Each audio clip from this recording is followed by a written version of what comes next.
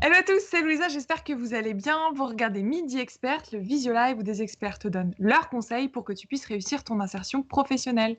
Aujourd'hui, je reçois Ariane qui est ingénieure chargée d'affaires chez CETEC, fan de To-Do List. Elle va nous donner ses conseils pour connaître les best practices en télétravail. Hello Ariane, Salut Lisa, ça va? comment vas-tu? Super. Et toi? Eh ben écoute, ça va plutôt bien. J'imagine que pendant qu'on se parle, tu es en télétravail. Est-ce que tout se passe bien pour toi? Ça va, j'ai un canapé relativement confortable et je suis bien installée. Alors aujourd'hui, Ariane, tu vas répondre aux questions des étudiants. Et pour ce faire, tu vas nous donner tes conseils pour savoir comment se motiver en télétravail, trouver un lieu propice à la concentration, mais surtout comment faire lorsque l'on est stagiaire, étudiant ou jeune diplômé et que l'on intègre une entreprise en full télétravail. Mais avant cela, chez vous, si vous voulez retrouver davantage de contenu, d'idées sur votre insertion professionnelle, sur les jobs, des conseils, vous pouvez nous suivre sur notre page YouTube ou sur notre Insta en tapant jobteaser_fr. Avant de parler best practice du télétravail, Ariane, est-ce que tu peux nous parler un peu de toi et de ton parcours académique, mais aussi pro? Oui, bien sûr. Donc, je m'appelle Ariane, j'ai bientôt 27 ans et ça fait 4 ans que je suis ingénieure dans une entreprise d'ingénierie qui s'appelle CETEC. Et donc, pour en arriver là, j'ai fait un parcours relativement classique, c'est-à-dire 2 ans de prépa maths sup maths spé. Puis ensuite, j'ai intégré une école qui s'appelle l'ESTP, École spéciale des travaux publics, donc plutôt orientée bâtiment, travaux publics, construction. Ok. Et en troisième année, j'ai choisi de partir aux États-Unis faire un master plus spécialisant en transport, donc plus spécialement en système de transport et management, parce que j'avais envie de bifurquer un petit peu de voie, ou en tout cas de compléter ma vision assez construction terre à terre par une vision un peu plus organisation de la ville, management, etc. Et à la suite de ça, donc c'était aux États-Unis, à Chicago. Et à la suite de ça, je me suis dit, j'ai envie de travailler plutôt pour les transports publics et plutôt pour faciliter la vie des gens au quotidien. Et donc, pour ça, j'avais envie de revenir en Europe. Donc, je suis revenue en Europe, j'ai postulé dans des boîtes anglaises et françaises en candidature spontanée parce que je ne trouvais Ouais. pas de description de job qui me Enfin, parlait. Ou ouais. alors, on demandait beaucoup d'expérience alors que j'en avais pas, mais les intitulés de poste m'avaient l'air intéressants. Donc, j'ai fait des candidatures spontanées et puis, donc, j'ai eu des propositions et celle de CETEC m'a vraiment plu. Et donc voilà. Et ça, c'était il y a 4 ans. Donc, j'ai été embauchée dans une filiale du groupe CETEC qui s'appelle CETEC IPS, qui est un peu spécialisée justement dans les systèmes de transport intelligents. Et au quotidien, moi, ce que je fais, c'est que j'aide les villes et les régions qui veulent, on va dire, faciliter les accès à la mobilité sur leur territoire, notamment on les aide dans tout ce qui est définition de calculateur d'itinéraire ou alors de billettique, donc Ouais. votre passe Navigo, votre carte sans contact, etc. Voilà. Ok. Alors on s'est eu au téléphone hier, donc je sais que tu es fan de To-Do List et c'est génial parce que ça correspond tout à fait à la thématique. La première question qu'on a reçue, c'était comment optimiser son temps lorsque l'on est en télétravail? Alors pour moi, le premier truc à faire, c'est s'organiser autant que possible. Donc ouais, c'est un peu on va dire ma marque de fabrique, là, les to-do list, mais je trouve ça assez pratique. Justement, quand on est en télétravail et qu'on a besoin de pouvoir s'organiser dans la journée, savoir les tâches qu'on a à faire, savoir à qui on doit rendre des comptes, etc. Donc ça permet de bien identifier ses priorités. Et puis moi, en complément de ça, donc le travail que je fais plutôt dans mon coin, enfin voilà, un exemple là, travail que je fais dans mon coin, je fais aussi énormément de points avec mon équipe Ouais. pour justement partager les objectifs, les to-do, l'humeur du jour, etc., pour qu'on réussisse à se motiver ensemble, à savoir quelles sont les priorités pour chacun. Et puis le dernier truc que je fais, c'est quand j'ai vraiment besoin de me concentrer sur quelque chose, je coupe, je me mets en mode d'avion si besoin et je me plaque des plages dans mon calendrier pour dire voilà, c'est comme si j'étais en réunion, mais je suis vraiment concentrée sur la tâche que j'ai à faire. Est-ce que tu connais des noms d'outils qui permettent de faire des to-do list en ligne, par exemple? Oui, alors moi j'utilisais avant Wunderlist, Ouais. mais maintenant c'est Microsoft, je crois, qui l'a racheté ou réintégré, donc ça s'appelle To-Do de Microsoft. C'est Mm. super, enfin, ce que j'aime, c'est que c'est lié au mail, donc quand on met un petit drapeau sur les mails, ça se met directement dans les tâches Donc, ça permet de faciliter justement la gestion de tout ce qu'on peut avoir à faire. Sinon, j'ai des collègues qui utilisent Todoist. Et je connais aussi des gens qui utilisent Trello, même si c'est plus effectivement pour de la gestion de projet, ça peut être utilisé aussi pour ça. Alors, est-ce qu'il faut mettre en place une routine quand on est en télétravail? Moi, je trouve que oui. Enfin, j'ai essayé autant que possible parce que justement pour essayer de bien scinder les différents moments de la journée et être un peu productif alors qu'on est dans un environnement plutôt pas dédié au travail normalement, je trouve que la routine, ça permet de se switcher dans un mode travail. Et donc, j'en ai deux, grosso modo. Une le matin, pour me mettre au travail, c'est pas mettre un réveil 3 secondes avant la réunion, parce que sinon, la réunion se passe pas très bien, forcément. Du sport quand il y a la motivation. Donc là, il n'y a pas beaucoup de motivation depuis quelques semaines, mais voilà, ça peut aider. Ça va venir. Ça peut aider en tout cas à se réveiller aussi. Ouais. Se mettre au travail tous les jours à la même heure pour se dire, c'est le début de ma journée de travail, et puis pouvoir dire aussi aux autres autour de soi, que ce soit les colocs, le conjoint, les enfants, n'importe qui, de dire, OK, là, il est 9h, je me mets à travailler, c'est le début de ma journée de travail. Et le dernier truc que je fais le matin, c'est que j'ai mon point d'équipe à chaque fois à 9h15 où on s'appelle, on se donne des nouvelles. Enfin, ça permet aussi de lancer la journée, c'est assez sympa. Et le soir, pareil, une routine pour vraiment finir la journée de travail. Donc, moi, ce que je fais, c'est que je me fais en général une petite liste de tous les trucs que je n'ai pas fait pendant la journée et que je veux faire le lendemain. Ensuite, je dis au revoir à mes collègues. Comme ça permet de leur dire, OK, là, je pars. Et puis, ça permet aussi quand soit on reste tard, de voir tout le monde partir et de se dire, OK, il faut que je parte aussi. Et juste, je te coupe, tu m'as dit une chose, c'est important le matin de donner les objectifs à son équipe pour, à la fin de la journée, se sentir un petit peu obligé de les atteindre et en tout cas se motiver, ça permet de garder le cap. Ah oui, carrément. Pour moi, c'est aussi une des vraies manières de se motiver, c'est pouvoir rendre des comptes à quelqu'un, soit lui dire, voilà, mon objectif, je te l'avais dit, je l'ai atteint, ou alors dire, oh là là, j'avais prévu ça, c'était trop gros, j'y arrive pas, et réfléchir ensemble à comment quand même aller dans la bonne direction. Et donc là, tu nous as dit, je dis au revoir à mon équipe. Ouais. On est au courant que je suis plus joignable et que je peux pas travailler. Et après, tu m'avais dit, ce que je fais pour vraiment couper, c'est que je range totalement mes affaires, je veux plus les voir. Alors, totalement, mais c'est aussi parce que là, en ce moment, je travaille dans mon salon. Donc, ça veut dire que si je laisse mes affaires sorties, mon travail serait avec moi vraiment dans ma vie perso. Et donc, ce que je fais, c'est que je range absolument, absolument, absolument tout. Il n'y a plus un stylo, il n'y a plus une table, il n'y a plus rien. Comme ça, avec ce rangement, en fait, je passe dans le mode vie perso. Ouais, c'est ça. Et c'est fini pour la journée de travail. Et tu fais une petite activité? J'aime bien faire une activité. Alors, je trouve ça justement pour aider à switcher en mode vie perso. Je trouve que ça aide d'avoir une activité. Alors, soit aller faire un tour dehors, soit voir des gens, soit quand on était vraiment confiné, avoir une activité soit manuelle, soit aller faire du sport, soit faire un call avec ses amis. Enfin, avoir vraiment quelque chose de vie personnelle qui nous occupe les mains, l'esprit et qui fasse que c'est bon, la journée de travail est complètement terminée et qu'on n'ait pas l'opportunité de ruminer sur mais j'aurais dû faire ça et demain il faut faire ça. Et tu nous disais c'est important d'avoir une routine et de garder le même horaire de travail. Là, tu nous dis travailler dans ton salon. Comment est-ce qu'on peut faire pour se créer un environnement de travail propice à la concentration?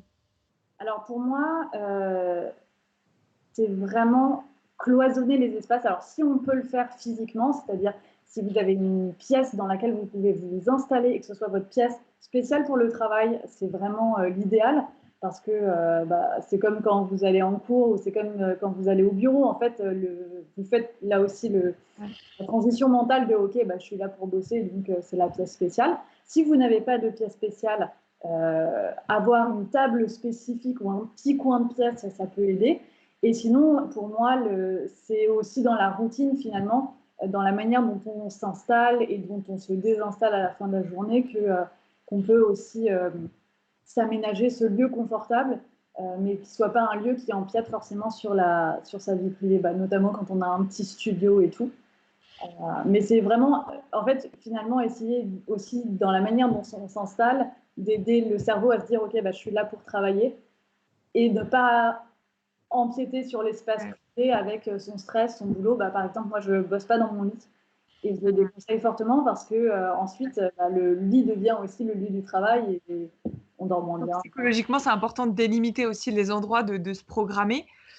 Et je t'ai posé une question, mais c'est vrai qu'elle est assez, on va dire, perso en fonction des gens. Est-ce qu'il vaut mieux travailler seul ou à plusieurs? Alors, ça dépend vraiment des jobs et des caractères. Parce que autant ça peut être vraiment stimulant d'avoir quelqu'un en face de soi, de se dire, bah voilà, zut, il est encore en train de travailler, moi je me démotive, là j'aimerais bien faire une pause. Bon, bah non, je vais pas flancher maintenant, je continue. Autant quand les deux, par exemple, sont beaucoup au téléphone, ça peut être, les deux ou plus d'ailleurs, ça peut être vraiment pénible. Mais moi, je vois dans mes collègues autour de moi, bah, ceux qui étaient en coloc, souvent ont pris une pièce de leur coloc pour en faire le gros espace de coworking. Et ensuite, chacun avait bah, sa chambre ou quoi comme espace de vie privée. Nous, on était dans la même pièce au début. Et puis finalement, maintenant, on a tellement de réunions qu'on a choisi d'avoir chacun un endroit dédié. Et tu vois, c'est vrai qu'on n'est pas au bureau, donc parfois c'est difficile d'avoir ce cadre de travail complet. Comment est-ce qu'on fait pour se motiver quand on est complètement déconcentré et qu'on baisse les bras? On appelle ses collègues. Enfin, que vous avez des collègues qui vous aident à vous motiver, mais pour moi, c'est vraiment ma première source de motivation. Pouvoir faire un petit message, nous on utilise Teams, mais sur Slack, sur Skype, sur WhatsApp, sur n'importe quoi, pour dire ok, je suis en train de me démotiver, est-ce qu'on peut s'en parler? Ouais. Voilà, pouvoir évacuer un petit peu comme ça. Si on a des collègues avec qui on s'entend pas. Si on a des collègues avec qui on ne s'entend pas, se fixer des tout petits objectifs. C'est-à-dire pour moi, la démotivation, elle vient quand on n'a que des tâches qui nous embêtent à faire, ou alors quand on voit une espèce de montagne et on se dit mais je ne sais pas par quelle boule prendre. Et donc vraiment, moi je trouve que subdiviser les tâches et les faire dans une to-do list, mais pouvoir les barrer et se dire ok, c'est un mail super important à envoyer qui me fait peur, bah, je subdivise autant que possible, autant que nécessaire, mais même si c'est écrire le premier paragraphe, appeler machin pour valider le deuxième, je trouve que ça vaut le coup pour justement avoir l'impression d'avancer. Et l'autre truc, mais ça c'est un truc, c'est personnel et c'est en fonction de vos missions aussi. Moi j'ai plein de missions différentes, j'ai plein de clients différents. Et donc, quand je suis coincée sur un projet, je préfère passer à un autre pour varier les plaisirs, les manières de réfléchir, de fonctionner. Et en général, ça permet qu'ensuite, quand je me remets au premier, ça va un peu mieux. Mieux. Et écouter de la musique, ça peut être une solution?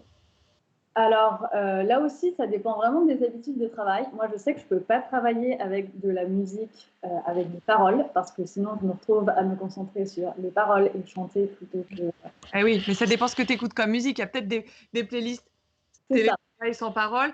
C'est sûr que si tu écoutes Taylor Swift, c'est plus compliqué. Voilà. Mais donc, effectivement, quand j'ai besoin de me concentrer, et notamment qu'il y a pas mal de bruit autour, un fond de musique, ça peut aider. Et sinon, il y a une technique que j'essaye de mettre en place quand vraiment je n'y arrive pas. Ça s'appelle la technique Pomodoro, je crois, où c'est se lancer un chrono pour 25 minutes. Et on se dit, OK, j'ai 25 minutes là et il faut que je fasse, j'ai pas le droit de distraction, je reste concentrée pendant 25. Et ensuite, on coupe, on fait une petite pause. Et comme ça subdivise vraiment le moment où tu dois rester concentré. Et les jours où vraiment j'y arrive pas, bah, ça me motive de voir aussi un petit chrono tourner, de me dire, allez, plus que 15 minutes, tu peux tenir le coup. Je connaissais pas cette méthode. À tester. Et donc forcément, on pense télétravail, ben, on identifie tout de suite des avantages et des désavantages. Pour toi, quels sont les avantages et les désavantages? Et puisqu'il y a des désavantages, comment les compenser et les combler? Alors, dans les avantages, clairement, il y a ne plus prendre les transports en commun. Alors que j'adore les transports en commun, c'est mon job. Mais ce que je veux dire, c'est voilà, gagner ce temps-là, c'est quand même précieux. C'est gagner du temps de sommeil ou de la fatigue en moins, en tout cas. Voilà, c'est un des avantages. Un avantage pour moi, c'est que en fait, les gens avec qui je travaille sont principalement à Aix et à Lille. Et donc, bah, le fait de tous être en télétravail là, avec le confinement nous a pas mal rapprochés parce qu'on a pris des nouvelles habitudes en étant tous en visio. Et donc ça, c'est un des avantages. Finalement, ça peut aussi renforcer le lien entre les équipes. Aussi, parce que comme on est chacun dans un environnement perso, on se couvre peut-être plus aussi sur sa vie perso. Ouais. Et puis ouais, ça permet aussi, et ça c'est confinement ou hors confinement, d'avoir peut-être un meilleur équilibre vie pro, vie perso, avec malheureusement le désavantage qui va avec, qui est faut réussir à apprendre à cloisonner pour pas que la vie pro empiète trop sur le perso ou vice-versa d'ailleurs. Donc pour moi, c'est Dans les désavantages, tu dirais plutôt solitude. Et tu m'avais dit difficile de laisser le stress au travail finalement. Ouais, parce qu'il suffit qu'un projet ne soit pas bien passé pendant la journée, vous n'avez même pas le sas de décompression de partir du travail et faire quelque chose d'autre, même si c'est juste rentrer chez soi, pour dire ok, c'est plus mon job maintenant, ça c'est moi demain qui dois m'en occuper. Là, je trouve ça encore plus dur de le faire, donc c'est pour ça que je parlais de mettre en place des petites routines pour vraiment débarrasser le travail, dire ok, c'est terminé pour la journée. Et la solitude, ça dépend vraiment là aussi des personnes, de l'organisation, etc. Mais pour moi, c'est une des clés pour bien réussir son télétravail, notamment quand ça devient régulier, c'est de trouver les bons moyens de communiquer avec les uns et les autres, avec ses collègues avec qui on travaille, mais aussi ceux avec qui on ne travaille pas.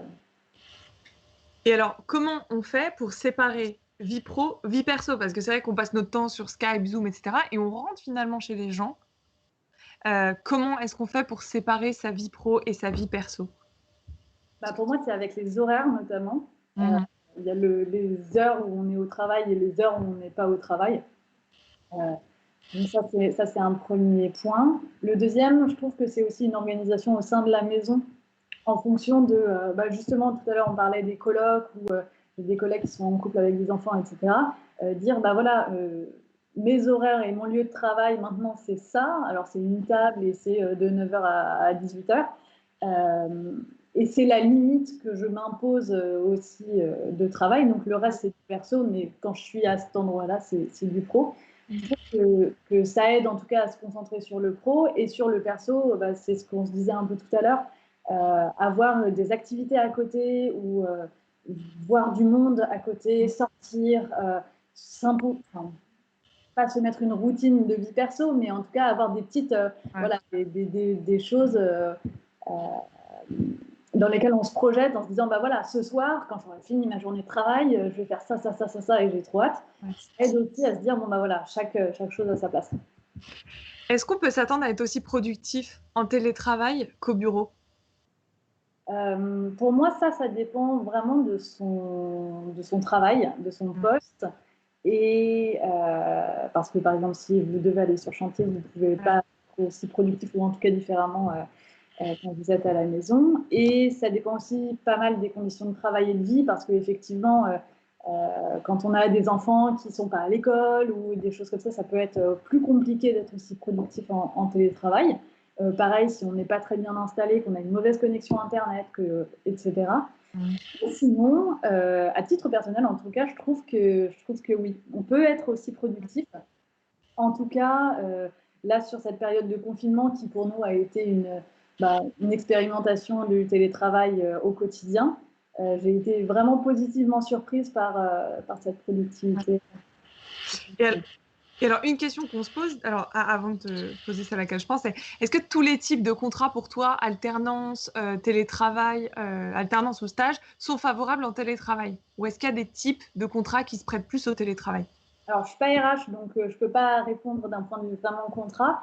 Mais ce que je sais, c'est que chez CETEC, avant le confinement en tout cas, on avait quand même des règles pour le télétravail qui étaient que quand on était tout jeune dans la boîte ou alors qu'on avait un contrat qui était plutôt à temps partiel, quand on était stagiaire aussi, on n'avait pas le droit de faire du télétravail parce qu'on partait du principe que quand on arrive dans une boîte ou quand on n'est pas là souvent, on a besoin de tisser des liens avec les uns et les autres, d'apprendre aussi et que ça se faisait plus facilement en présentiel. Alors bien sûr, le confinement a complètement changé ça parce qu'on a des stagiaires qui sont arrivés en plein milieu du confinement, qui ont reçu leur ordi par la poste. Et ça se passe très bien d'ailleurs, leur intégration. Mais et donc, comment ça se passe alors, quand on est stagiaire et qu'on intègre une boîte en full télétravail? Alors, pour moi, il y a à la fois la responsabilité de la boîte. Donc, j'espère que si c'est votre cas, vous allez tomber sur un manager qui vous attend, des équipes qui ont envie de mettre en place des moyens pour vous, en tout cas, de vous sentir intégré. Donc, nous, par exemple, ce qu'on a fait, c'est qu'on a des after-work qu'on s'est organisés entre nous dans la boîte. Et les nouveaux arrivants sont tout de suite invités et on fait en sorte à chaque fois qu'au premier after-work, après leur arrivée, il y ait quelqu'un qu'ils aient déjà rencontré par Skype pour qu'ils puissent avoir une personne un peu référente qui leur présente le reste. Donc ça, c'est sympa. Mais il y a aussi pour moi de la responsabilité un petit peu du stagiaire ou de l'alternant ou du nouvel arrivant de manière générale, de se dire ça va pas être facile forcément de rencontrer vraiment les gens. Donc, prendre toutes les occasions qui sont offertes pour discuter, pour poser des questions et vraiment pas hésiter à, entre guillemets, déranger parce que, en fait, ça ne dérange pas. L'essentiel, c'est que la personne se fasse bien intégrer pour qu'ensuite, elle se sente bien dans la boîte, qu'on sache comment communiquer et bosser avec elle. Et donc, vraiment ne pas hésiter à assister à toutes les réunions, tous les points. À s'imbiber de la culture d'entreprise à distance. Et enfin, ma dernière question, mais que tout le monde se pose au regard de toi, ce que tu as pu voir dans la boîte dans laquelle tu es. Est-ce que pour toi, le confinement va changer la perception en France que l'on a du télétravail? Alors, en France, je ne sais pas, mais en tout cas, au niveau de ma boîte, j'ai l'impression qu'effectivement, ça change un petit peu la perception du télétravail. Avant, c'était plutôt chacun le faisait plutôt pour s'isoler ou pour des conditions un petit peu spéciales, pour produire de manière. Là, on s'est rendu compte donc que la productivité en télétravail était quand même au rendez-vous. On s'est rendu compte aussi que les uns et les autres avaient peut-être justement envie d'avoir un rythme un petit peu plus mixte entre du présentiel et du télétravail.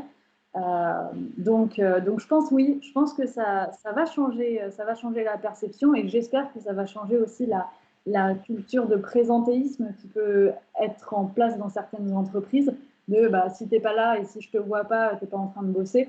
Maintenant, on s'est rendu compte que c'était vraiment pas le cas. Ouais, on est bien d'accord. Est-ce que tu as un dernier mot, un message que tu aimerais véhiculer aux étudiants et aux jeunes diplômés qui ont, au regard de cette période, perdu leur stage, leur job, leur alternance? Qu'est-ce que tu aurais envie de leur dire? Alors, je dirais déjà bon courage parce que je sais que c'est pas forcément facile. J'ai des petits frères qui se sont retrouvés privés de stage aussi au milieu. Enfin, je vois tout à fait ce que c'est. Essayez de prendre ce temps si vous le pouvez. En tout cas, n'hésitez pas à le prendre pour affiner un petit peu ce que vous avez envie de faire, c'est-à-dire passer des coups de fil. Moi, j'ai trouvé ça, quand je cherchais un job, j'ai trouvé ça beaucoup plus enrichissant qu'aller regarder n'importe quelle plaquette ou site internet. C'est essayer de passer des coups de fil à des gens pour essayer de comprendre leur job ou de mettre un petit mail. En général, les gens sont assez ouverts à vous raconter leur parcours et je trouve que ça aide vraiment à comprendre les différents métiers et ceux dans quoi on peut se retrouver le plus. Et l'autre truc, c'est, je ne sais pas à quel point les entreprises embauchent, mais je pense que toutes sont toujours ouvertes, en tout cas, à recevoir des CV, des lettres de motivation, etc. Donc, mettez pas tout en pause parce que vous avez l'impression que ça n'embauche pas. Continuez et n'hésitez pas à faire des candidatures spontanées. Enfin, en tout cas, pour moi, ça a marché. Donc, voilà, n'hésitez pas si vous avez l'impression qu'il y a des types de jobs dans une boîte qui pourraient correspondre à au moins des Un grand merci Ariane pour tous tes conseils et de nous avoir partagé ta propre expérience. Merci beaucoup. Et chez vous, encore une fois, si vous voulez retrouver davantage de contenu ou d'autres Midi Expertes, allez sur notre page YouTube ou sur notre Insta en tapant jobteaser_fr. Ariane, je te souhaite une bonne continuation, bon télétravail. Merci, toi aussi. Et on se donne rendez-vous très vite pour un nouveau Visio Live.